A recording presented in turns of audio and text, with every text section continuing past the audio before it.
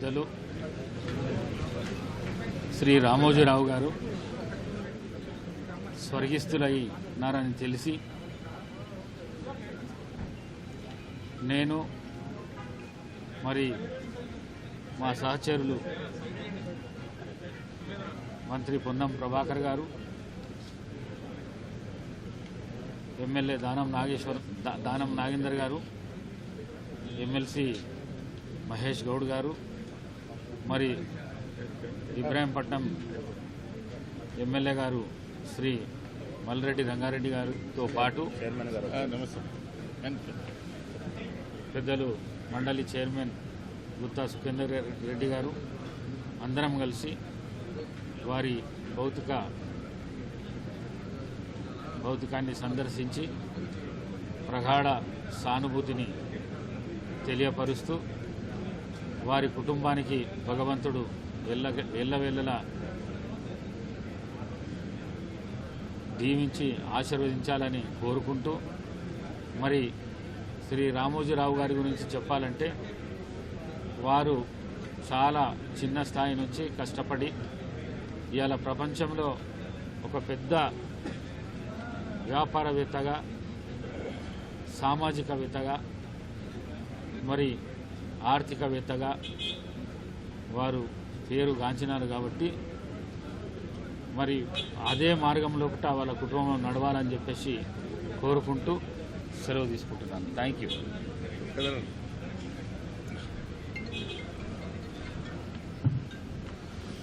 కీర్తిశేషులు రామోజీరావు గారి అకాల మరణం తీవ్రమైనటువంటి బాధను కలిగిస్తూ ఉన్నది. వారు ఈ దేశంలో ఉన్నటువంటి యువతకు స్ఫూర్తిగా కష్టపడితే సాధించలేనిది ఏదీ లేదని రుజువు చేసినటువంటి ఒక మహోన్నతమైనటువంటి వ్యక్తిగా, పత్రికా రంగంలో వారు తెచ్చినటువంటి ఎన్నో వినూతనమైనటువంటి ఒరబడులు కావచ్చు, వారు వ్యాపార రంగంలో సాధించినటువంటి ప్రగతి కావచ్చు, కష్టపడితే ఏ స్థానానికైనా చేర్చుకోవచ్చుననేటువంటి చేసి నిరూపించినటువంటి ఒక మౌన్నతమైనటువంటి వ్యక్తిగా రామోజీరావు గారి యొక్క జీవితం నడిచింది. వారు ఇప్పుడున్నటువంటి తరాలకే కాదు, భావి తరాలకు కూడా ఒక స్ఫూర్తిగా ఉంటారనే దాంట్లో ఎలాంటి సందేహం లేదు.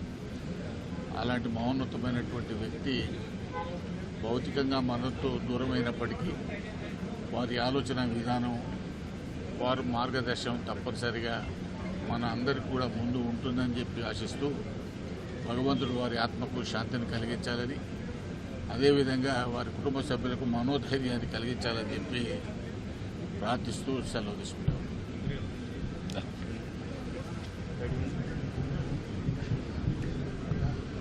శ్రమ పడితే ఎంత ఎత్తుకైనా ఎదగచ్చు అనడానికి రామోజీరావు గారి నిదర్శనం.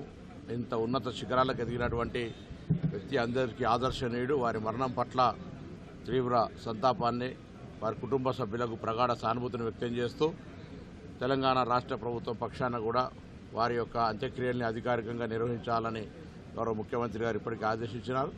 ఆ విధంగా వారికి ఘనంగా నివాళులు అర్పించుకుంటూ వారు పత్రికా రంగంలో జిల్లా ట్యాబ్లెట్లు కావచ్చు, ఎలక్ట్రానిక్ రంగంలో జిల్లా ప్రాంతీయ వార్తలకు సంబంధించి కావచ్చు, ఈ విధంగా అనేకమైనటువంటి చారిత్రాత్మకమైన అంశాలకు మార్గదర్శిగా ఉన్నటువంటి వ్యక్తి రామోజీరావు గారు. అందరికీ అంటే శ్రమ పడితే అందుకోలేనిది ఏమీ లేదు అనడానికి రామోజీరావు గారు జీవితమే నిదర్శనం. కాబట్టి వారి చరిత్రలో నిలిచిపోయే వ్యక్తి. వారి మరణం పట్ల తీవ్ర విచారాన్ని వ్యక్తం చేస్తూ వారికి సంతాపాన్ని కూడా వ్యక్తం చేసి వారి కుటుంబ సభ్యులందరికీ ప్రగాఢ సానుభూతిని తెలియజేస్తా ఉన్నాం.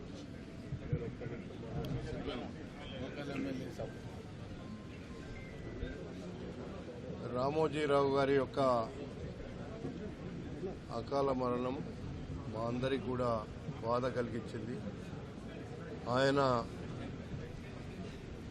మన ప్రాంతంలో హైదరాబాద్ నగరానికి తూర్పు దిక్కున ఉన్నటువంటి రామోజీ ఫిలిం సిటీని స్థాపించి ఈ ప్రాంతంలో ఉండేటువంటి ప్రజలకు మేలు చేసినటువంటి సంగతిని ఈ సందర్భంగా నేను గుర్తు చేస్తున్నా. మొన్ననే ఒక నెల రోజుల కింద ముఖ్యమంత్రి గారు నేను రామోజీరావు గారిని కలిసి ఆయనతో పాటు భోజనం చేసి నిజంగా ఆయన చెప్పినటువంటి చాలా విషయాలను మా మొదల్లో ఉన్నాయి, మాకు గుర్తున్నాయి. ఈ ప్రాంత అభివృద్ధికి మరి మాతో పాటుగా ఆయన కూడా చాలా కృషి చేసినటువంటి వ్యక్తి. ఆయన అకాల మరణం మా అందరికీ తీరని లోటు అని చెప్పి తెలియపరుస్తూ ఆయన ఆత్మకు శాంతి కలగాలని, కుటుంబ సభ్యులందరినీ కూడా భగవంతుడు దీవించాలని కోరుకుంటున్నాను. రామోజీరావు గారి మరణం పత్రికా రంగానికి కాదు, యావత్ తెలంగాణ ప్రజానీకానికి, ఆంధ్రప్రదేశ్ ప్రజానీకానికి కూడా తీరని లోటు. వార్తల్ని నిర్మోమాటంగా, నిర్భయంగా ఎంత పెద్ద వ్యక్తుల మీదైనా రాసే సత్తా, ధైర్యం ఆయనే సాటి.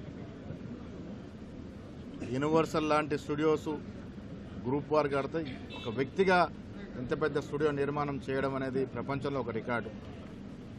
రామోజీరావు గారు కష్టపడి పైకెచ్చిన వ్యక్తుల్లో అందరికీ ఆదర్శప్రాయుడు. ఇవాళ వారి మరణం మనందరూ కూడా తీవ్రమైన లోటు.